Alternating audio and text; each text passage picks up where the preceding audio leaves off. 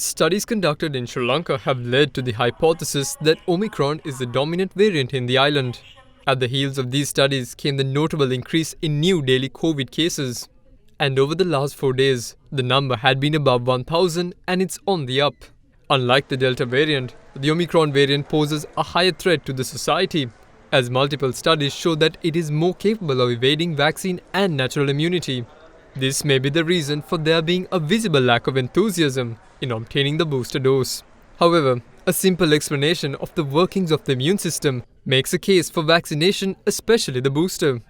The immune system has different arms. One is what are called antibodies, and the second are T cells. Now, what antibodies do is when a virus comes into the body, it blocks the virus from getting into cells. The virus will cause problems if it gets into cells, and then you get the clinical features like colds and coughs and so on. So that is blocked by antibodies. But when the virus has entered the cell, antibodies can't go inside the cell. So there is what is called the T cell. It destroys virus-infected cells. And when it destroys virus-infected cells, the virus also dies. Because of the difference in the two viruses, the antibodies that recognize Delta do not recognize Omicron, or the recognition is reduced. So that is why a person who has got Delta in the past can get Omicron today. But the T cells, the antigens or the part of the virus that is recognized by T cells is generally constant. Even if the virus gets into the cells because of the inefficiency or ineffectiveness of the antibody,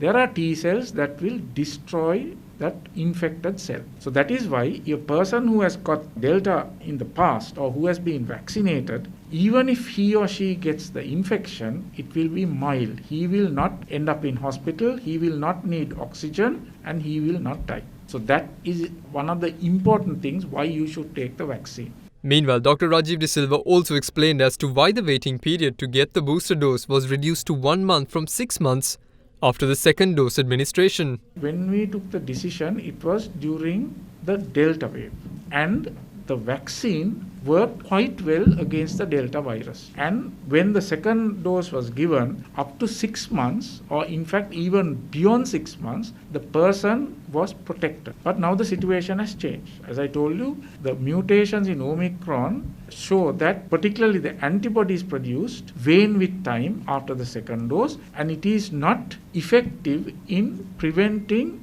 infection. So that is why we have said 1 month after an infection, you give the third dose.